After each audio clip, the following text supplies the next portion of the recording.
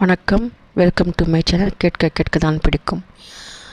இன்றைக்கி நான் பேசுகிறது பார்த்திங்கன்னா வயநாடு பற்றி தாங்க. கேரளாவில் நடந்த இந்த மிகப்பெரிய நிலச்சரிவு பற்றி தான் பேசுகிறேன் நான். இங்கே பார்த்திங்கன்னா ரொம்ப ஒரு கஷ்டமான பார்க்கவே முடியல. எங்கே பார்த்தாலும் மரண ஓலைகள், அனாதையாக இருக்கிற குழந்தைகள், வீடுகள் எல்லாம் காணாமல் போய்விட்டனன்னு சொல்கிறாங்க. ரொம்ப கஷ்டமாக இருக்குது. இந்த சம்பவத்தை பற்றி பார்த்திங்கன்னா இந்த மலைப்பகுதிகள் பற்றி 2010 இதை பற்றி சொல்லியிருக்காங்க. அதாவது கேரளாவில் ஃபுல் அண்ட் ஃபுல் மலைகள் இருக்குதுன்னு சொல்கிறாங்க. அதுவும் அங்கே பார்த்திங்கன்னா அந்த மலைகளெல்லாம் ஆராய்ச்சி செய்தவங்க இங்கே full and full red soil, அதாவது களிமண் இருக்குது.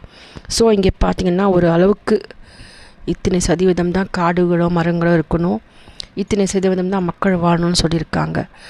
அப்போ இருக்கிற கவர்மெண்ட் இதை அது கேட்காம, மக்கள் தொகை அதிகமாக இருக்குது, காடுகளோ மரங்களோ வந்துச்சுன்னா மக்கள் எங்கே போய் வாழ்வாங்கன்னு சொல்லி கேர் பண்ணாமல், கொஞ்சம் கூட கவலைப்படாமல் இங்கே இன்னும் நிறைய ரெசார்ட்ஸோ வீடுகளை கட்ட அனுமதி கொடுத்துருக்காங்க.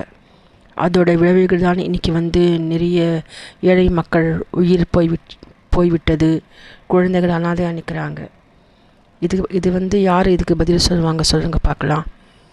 எப்படி ஏதோ பணக்காரன் அப்போது அப்ரூவல் கொடுத்து நிறைய சம்பாதிச்சிட்டான்.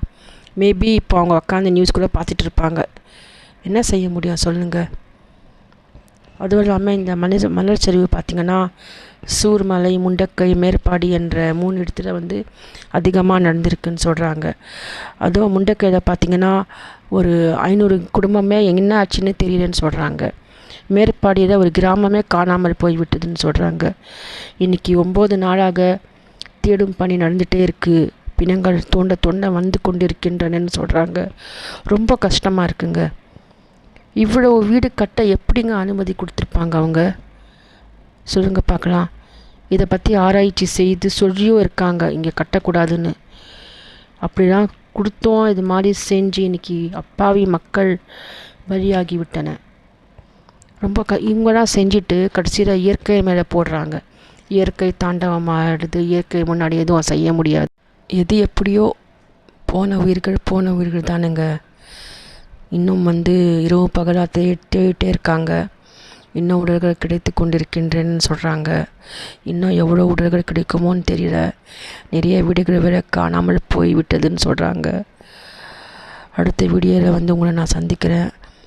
அது வரைக்கும் கவனமாக இருங்க. என் சேனலை லைக் பண்ணுங்கள், ஷேர் பண்ணுங்கள், சப்ஸ்கிரைப் பண்ணுங்கள். உங்களுடைய கருத்து கமெண்ட் பாக்ஸை தெரிவிங்க. ஏதாவது நான் தப்பாக பேசியிருந்தா கூட கருத்தை நீங்கள் எனக்கு சொல்லுங்கள், பரவாயில்ல. ஓகே மக்களே,